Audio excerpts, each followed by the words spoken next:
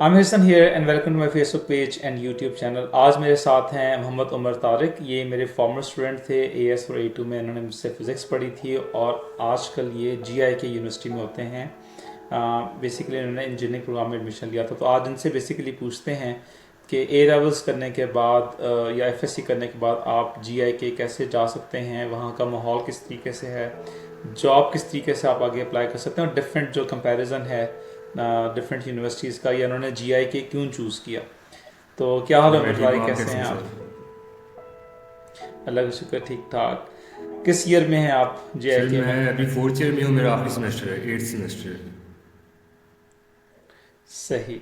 मुझे ये बताइएगा कि एडमिशन किस तरीके से आपने अप्लाई किया था, क्या उसका प्रोसीजर सर होता है उमर तारिक? GIK का एक टेस्ट होता है सर, उनका एडमिशन एंट्री टेस्ट जो होता है, तो आपको वो देना होता है। वो एक ही ट्राई होती है आपके पास, तो आपको वो देना होता है। और फिर आपका मेरिट नंबर आता है, और मेरिट नंबर के हिसाब से फिर आपको अपनी वो मिलती है फैकल्टी, किस डिपार्टमेंट में आप जा सकते हैं, किस में आप नहीं जा सकते हैं।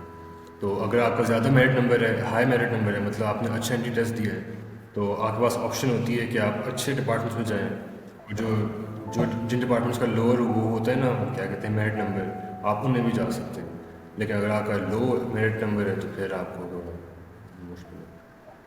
वो हाँ जी, प्लेसमेंट करते वो हैं कि खुद ही किस करना डिपार्टमेंट है। में जाना है। आपने नस्ट का भी एंट्री टेस्ट दिया था, मुझे बताएं डिफरेंस क्या है GI के एंट्री टेस्ट में और नस्ट के एंट्री टेस्ट में? कहाँ पे रट्टा ज़्यादा है, मतलब कौन सा कॉन्सेप्शनल पेपर है, कौन सा रट्टे वाला पेपर ज़्यादा सर है? दोनों टेस्ट मेरे आप बताइए। मेरे लिहाज से नर्स वाला जो एंट्री टेस्ट था वो ज़्यादा थोड़ा रट्टे वाला था, क्योंकि उसमें कुछ केमिस्ट्री वगैरह का जो पोर्शन था ना, जहाँ तक मुझे याद है, वो कुछ सवाल इस तरह के होते थे कि in what year was this invented, या in what year was this. हाँ जी सर, हिस्ट्री इस तरह के बेस्ड। कुछ क्वेश्चन थे। सर एक क्वेश्चन मुझे याद है कि पुराने ज़माने में अल्कोहल को क्या कहते थे, ये केमिस्ट्री में क्वेश्चन था। तो तो सही, यानी कि हिस्ट्री हिस्ट्री भी पूछ रहे थे वो मेनली उसके अंदर। और GI का टेस्ट किस तरह के GIK से का था? मोर मतलब वो मैथमेटिकल वगैरह था, ज़्यादा सोच अंडरस्टैंडिंग क्वेश्चन थे थोड़े। नर्स वाले में भी थे जो मैथ्स का हिस्सा था और जो फिजिक्स का हिस्सा था, लेकिन नर्स में ना थोड़े फिर दूसरे वाले भी सवाल थे। और जो मतलब आपने A लेवल्स किया हुआ है, मुझे ये बताएं, ज़ाहिर है आपने FSC से भी तैयारी की होगी, आपको क्या लगता है जो नस्ट का टेस्ट आया था वो कहाँ से उन्होंने बनाया था? क्या वो FSC की किताबों में से क्वेश्चन उठाए हुए थे, या वो किस तरह के नहीं सर, क्वेश्चंस थे? अगर जहाँ कुछ तक थोड़ा सा मुझे आपको याद है याद वो हो। प्योरली मतलब FSC बेस्ड था। वो जो उनके होते हैं, जो बुक्स होती हैं, बोर्ड्स की जो बुक्स होती हैं, उनमें से तो काफ़ी सवाल थे। मतलब कुछ तो वो जो रट्टे वाले सवाल थे ना, वो तो बिल्कुल वहीं से ज़्यादा थे। और व्हाट अबाउट GIK GI में के? तो मिक्स था, मतलब मुझे अटेम्प्ट करने में इतनी मुश्किल नहीं हो रही थी उनका एंट्री टेस्ट, क्योंकि मैंने A लेवल बैकग्राउंड है मेरा, तो मेरे लिए थोड़ा ज़्यादा आसान था। सही। और आपने GI के ही क्यों चूज़ किया? क्यों, इसकी कोई वजह थी स्पेशल, या किसने आपको एडवाइस किया GI के में सर जाने के लिए? मुझे क्या मेरे वजह थी? टीचर्स ने ज़्यादा एडवाइस किया था, और मेरा भाई भी कहता है कि GIK मतलब अच्छी यूनिवर्सिटी है। वो नस से पढ़ा हुआ है मेरा भाई, उसने CS की हुई है, तो उसने कहा GIK भी बहुत अच्छी यूनिवर्सिटी है। तो उधर मेरा मेरिट नंबर भी अच्छा था, तो मैंने सिविल इंजीनियरिंग चूज़ कर ली थी। सिविल जी सर। इंजीनियरिंग आपने चूज़ की। सही। करिकुलम किस तरीके से है इनका? आप मतलब शुरू से ही सिविल इंजीनियरिंग के ही कोर्सेज पढ़ना शुरू करते हैं, या शुरू में कुछ कोर्सेज जो हैं वो सारे कंबाइन हैं और फिर आप सर पाकिस्तान स्पेशलाइजेशन की जो आगे ज़्यादा करते यूनिवर्सिटी हैं? है सर, उसमें यही होता है कि जो पहले साल होता है ना, आपको वो बेसिक कोर्सेज पढ़ाते हैं सब, वो कैलकुलस और फिर इंग्लिश लैंग्वेज वगैरह, पाक स्टडीज, इस्लामियात। तो पहले 2 सेमेस्टर तो बेसिक कोर्सेज थे, फिर सेकंड ईयर के बाद आपको फिर ना अपने वो इन डेप्थ कोर्सेज पढ़ाना शुरू करते हैं, अपने वो फैकल्टी वाले। जो लोग GI के को उतना नहीं जानते हुए, ये गुलाम मुस्तफा खान यूनिवर्सिटी है, टोप आई थिंक फिर उसको टोपी में। क्या कहते हैं, हाँ। सवाबी की टोपी है डिस्ट्रिक्ट सवाबी। वहाँ पे KPK के अंदर बेसिकली। और ओबियसली बोर्डिंग यूनिवर्सिटी है, मतलब मेरा नहीं ख्याल कि कोई लोकल स्टूडेंट होगा वहाँ पे, ऐसा ही है, मतलब कोई थे जो। प्रोवाइड होते हैं, हॉस्टल में सब रहते हैं, और कोई डे स्कॉलर नहीं होता, सब लोग मतलब अंदर ही रहते हैं कैंपस के। हाँ, तो बेसिकली ये बहुत डिफरेंट है। जैसे नस्ट है, ये दूसरी यूनिवर्सिटी है, उसमें तो ये होता है ना कि आप अपने घर से उठ के जा सकते हैं, लेकिन यहाँ पे जो हाँ। कल्चर है, सारे लोग वहीं पे रेजिडेंट होते हैं बेसिकली। तो बताएं कैसा रहा हॉस्टल का एक्सपीरियंस, और किस तरीके से आपको रूम मिलता है वहाँ पे? शेयरिंग में रहना पड़ता है, कोई इंडिपेंडेंट रूम मिलता है, क्या है वहाँ पे? सर फर्स्ट ईयर तो आपको इस हॉस्टल में डालते हैं कि जिसका वो कम्युनिटी वॉशरूम होता है, सही है। और फिर सेकंड ईयर में आपको हॉस्टल चेंज होता है, उस उधर फिर शेड वॉशरूम होता है, 2 कमरों का मतलब एक वॉशरूम हो गया। پھر تھرڈ ایئر میں اگر وہ ان کا کٹ آف جی پی ہوتا ہے، اگر آپ کٹ آف جی پی سے زیادہ اوپر ہوں تو آپ کو سنگل روم مل جاتا ہے، مطلب پرائیویٹ واش روم، پرائیویٹ روم، کوئی روم میٹ نہیں، ورنہ پھر فورتھ ایئر میں سب کو ہی مل صحیح، جاتا ہے پرائیویٹ روم میں۔ پرائیویٹ روم مل جاتا ہے۔ اور کیسا رہا ہاسٹل کا ایکسپیرینس، شیئرنگ میں رہنا فار ایگزامپل، اور ٹرانزیشن روم میٹ کے ساتھ کلیشز وغیرہ؟ اوبیسلی ہر بندے کا ایک اپنا لائف اسٹائل ہوتا ہے رہنے کا، اسٹڈی پیٹرن فرق ہوتا ہے، کچھ لوگ رات کو دیر تک جاگتے رہتے ہیں، کچھ لوگ پڑھتے بہت ڈفرینٹ ہیں۔ تو کیا اسٹینڈرڈ آپ کو، کیا لائف اسٹائل میں فرق نظر آیا مطلب ڈفرینٹ لوگوں کا، اور کیسا رہا آپ کا ایکسپیرینس سر ہاسٹل میں؟ پہلے دن جب میں آیا تھا نا جی آئی کے، تو کافی میری اسٹرینج ایکسپیرینس تھا، کیونکہ میں اسلام آباد میں رہتا تھا اور وہ میرا نا بہت کلوز انوائرمنٹ سا تھا ہمیشہ، مطلب پری نرسری سے لے کے اے لیول تک میں مطلب ان لوگوں کے ساتھ پڑھتا آیا بیسکلی 15-16 سال۔ تو پھر ایک دم سے میں پھر کسی ان نون بندے کے ساتھ روم شیئر کر رہا تھا، تو میرے لیے نا وہ کافی ڈفرینٹ ایکسپیرینس تھا، لیکن میرا روم میٹ وغیرہ مطلب کوئی مسئلہ نہیں ہوا، اچھے لوگ آتے ہیں تو کوئی ایشو نہیں ہوئے، اور روم میٹ بھی پڑھنے والا تھا، سیدھا شدھا صحیح بچہ ہے۔ تھا، تو اچھا تھا۔ اور میں عمر طارق کے بارے میں بتا چلوں کہ ہی is one of the very bright students. آپ نے میری کچھ ویڈیوز دیکھی ہیں، میرے جتنے بھی میرے اسٹوڈنٹس ساتھ ویڈیوز ہیں، ماشاء اللہ ان سب لوگوں کے اے اسٹارز جو تھے وہ آئے تھے، اور عمر نے ماشاء اللہ بہت اچھے گریڈس ہیں وہ لیے تھے۔ اور جے آئی کے میں ایڈمیشن لینا آسان بات نہیں ہے پاکستان میں۔ اگر آپ پاکستان کی اچھی یونیورسٹیز کی بات کریں تو ظاہر نسٹ کا نام آتا ہے، لیکن میں یہ سمجھتا ہوں کہ لمس یا جی آئی کے فار ایگزامپل اگر آپ نے اے لیولس کیا ہو تو یہ یونیورسٹی آپ کو زیادہ سوٹ کرتی ہیں، کیونکہ آپ نے جس طریقے سے پڑھا ہوتا ہے وہاں پر اے لیولس کے اندر مور لیس آئی تھنک کافی زیادہ چیزیں سملر ہوتی ہیں۔ مجھے بتائیں ٹیچنگ سٹائل کیسا لگا آپ کو، کیونکہ آپ نے این ٹی ٹیسٹ بھی تیار کیا ہوگا، آپ نے ڈفرینٹ طرح کے ٹیچنگ سٹائلز بھی دیکھے ہوئے، تو جی آئی کے میں رٹا بیس سسٹم ہے جو سلائڈس ٹیچر پڑھاتے ہیں اسی میں سے چیزیں آ جاتی ہیں، یا بالکل کانسیپشنل پیپر آتے تھے وہاں پر؟ سر ڈپینڈ کرتا ہے کورسز وغیرہ پہ۔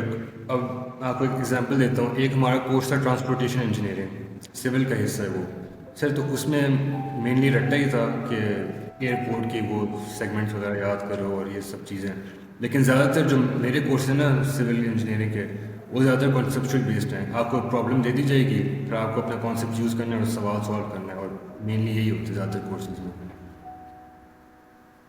اور جو اسیسمنٹ ہے وہ کس طریقے سے ہے جو ہے کہ میں اٹ از ریلیٹیو گریڈنگ، جس طرح اے لیولس میں جنرلی ریلیٹیو ریلیٹیو گریڈنگ ہوتی گریڈنگ ہے ہوتی ہے، وہ کرو ڈرا کرتے ہیں سر ہر اور گریڈ لینا آسان ہے؟ یہ بہت مشکل ہے جی ہے کہ میں، کیونکہ سمسٹر سسٹم ہوگا اور آپ کے اسیسمنٹ اور کوئزز پتہ نہیں کیا کتنے کتنے ایگزامز ہیں، تو کس طریقے سے آپ تیاری کرتے تھے اس سر کی؟ ہمارا یوزلی نا ایک کورس کے ہوتے ہیں 4 سے 5 کوئزز، کچھ ٹیچر 5 لے لیتے ہیں تاکہ وہ بیسٹ آؤٹ آف 4 پھر چوز کر سکیں۔ اس کے ساتھ ساتھ اسائنمنٹس بھی ہوتی ہیں، زیادہ تر 3 to 4 اسائنمنٹس ہوتی ہیں، پھر مڈ ٹرم ہوتا ہے، پھر فائنل ٹرم ہوتا ہے، اور پھر سی ای پی بھی ہوتا ہے سر، ایک کمپلیکس انجینئرنگ پرابلم، وہ پروجیکٹ ٹائپ ہوتا ہے۔ تو ان سب کی ان سب کی صحیح۔ وہ الگ پرسنٹیج ہوتی ہے، ویٹیج ہوتی ہے، اس حساب سے پھر گریڈنگ ہوتی ہے۔ اکثر ایوریج پہ اے گریڈ انہوں نے سیٹ کیا ہوتا ہے یونیورسٹی نے، فار ایگزامپل ایوریج پہ وہ دیں گے بی سیٹ کیا ہوا ہے گریڈ، تو پھر ابو ایوریج اور پھر بلو ایوریج پھر وہ خود ہی گریڈ ڈسٹریبیوٹ کرتے ہیں۔ اور جو لوگ بہت لوور آپ سمجھ لیں اکنامک بیک گراؤنڈ سے آئے ہوتے ہیں، لوور مڈل کلاس سے، ان لوگوں کو جی آئی کے سپورٹ کیسے کرتا ہے اگر ایڈمیشن ہو جائے لیکن بس فی نہ ہو افورڈ کرنے کے لیے؟ ہاؤ جی آئی کے رسپونڈ ٹو دوز اسٹوڈنٹس؟ ہاں جی سر، جی آئی کے اسکالرشپ پروگرام بھی ہوتے ہیں کافی، مطلب میری کلاس میں نا کچھ بچے بہت دور دراز علاقوں سے پڑھ رہے ہوتے ہیں، مطلب وزیرستان، بنو، فاٹا، وہ لوگ سب اسکالرشپ وغیرہ پہ ہوتے ہیں، تو جی آئی کے اس معاملے میں کافی اچھا ہے، اسکالرشپ وغیرہ پرووائڈ کر دیتا ہے، تو اور جاب مارکیٹ کیسی ہے؟ آپ نے ریسرچ کی ہوگی، جو آپ کے سینئرز ہوں گے اوبیسلی آپ کو آئیڈیا ہوگا کہ وہ کہاں پہ پلیس ہوئے ہیں، مطلب آفٹر گریجویٹنگ فرام جی آئی کے کیا جابس پرسپیکٹس ہیں اسپیشلی پاکستان میں یا آؤٹ آف پاکستان؟